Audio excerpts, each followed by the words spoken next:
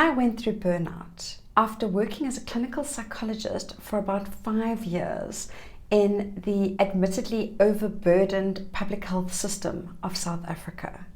My environment was difficult, but it was complicated by the fact that I had no idea how to protect myself.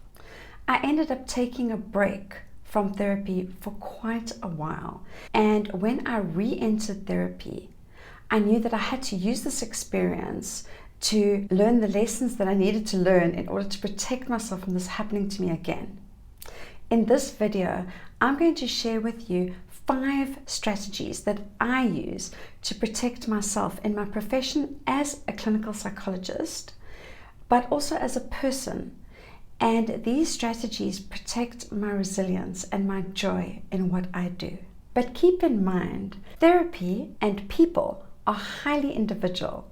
So I suggest that you take out from what I say what resonates with you. Number 1, I set very strong therapy boundaries. Now, what therapy boundaries looks like for different therapists with different approaches is very different. But for me, as an HSP, I am easily overwhelmed and overstimulated. So for the first few years after my burnout, I set really hard limits. I didn't share my phone number, my email address, or any information with clients, and I only had contact with clients inside therapy sessions. Over the years, this rule has somewhat fallen by the wayside, but I tend to check my email only at designated times during the day, and my phone is permanently on silent. Number 2 is that I limit my practice. Initially, I saw clients for 4 days a week, but over the years I whittled this down, and now I see clients for 3 days a week, and I do 1 day of admin. As an HSP, I empathize deeply with my clients, and I want to empathize deeply with my clients. I enjoy entering my clients' worlds and caring deeply about them. But that means that I can only see a limited number of clients. And seeing fewer clients means that I earn less money, but I'm able to protect my ability to be fully present for every person that I see. Number 3, I balance my caseload.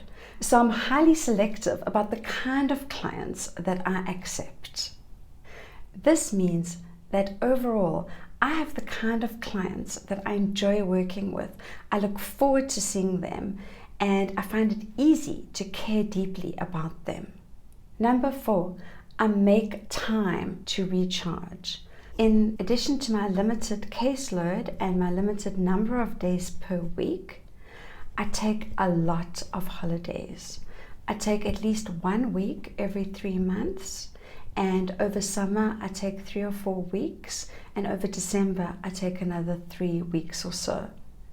And this means that when I come back, I'm fully recharged. I miss my clients. I'm looking forward to seeing them again, and I'm looking forward to getting back to work. Doing this means that I protect my mental and physical health. Number 5 is that I practice self-care.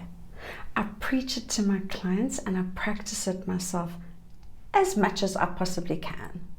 I prioritize getting to bed early. I don't always sleep well, but I remind myself that lying in bed with my eyes closed totally counts, because you know what? It does. And spending enough time in bed ensures that I get enough rest. I also use a lot of yoga nidra, which is a non-sleep deep rest technique that's actually been around for thousands of years, but was recently popularized by Andrew Huberman, and that is in fact how I found out about it. And it has changed my life because it allows me to do a kind of reset. Even if I only have 5 minutes between sessions, if I feel tired, I quickly listen to a yoga nidra, and I highly recommend that you give it a try if you haven't. My second self-care strategy is that I drink a lot of water, and I pay attention to my diet. I try to eat a lot of veggies, a lot of salad, and I eat well as best I can. My third self-care strategy is to move every day for at least 30 minutes, but ideally around 60 minutes. Even if that's going for a walk, I get outside, get some fresh air, and move my body. And this helps me in so many ways. My fourth important self-care strategy is to spend quality time with people that I really care about, who bring joy and value to my life. There are not very many people on my list, but the ones that I have bring me so much love, and I am so grateful to have them in my life, and I prioritize them. Number 5 is that I'm always learning and I'm always reading. I love to learn. I am curious about the world, I'm curious about life, and I like to learn about subjects that have nothing to do with psychology, as well as subjects that have everything to do with psychology, and I really enjoy that. Having outside interests, things outside psychology, keeps me engaged and mentally stimulated and brings variety and interest to my life. Lastly, I have weekly supervision, coaching, and personal therapy. The supervision is to discuss my cases and to get advice and feedback and make sure that I'm on the right track with my clients. The coaching is for my personal goals and for the things that I'm working towards in my professional and personal life. And personal therapy is about managing and processing the pain and the stuff that comes up in my own life. It's also about building my self-awareness, and it's about personal growth.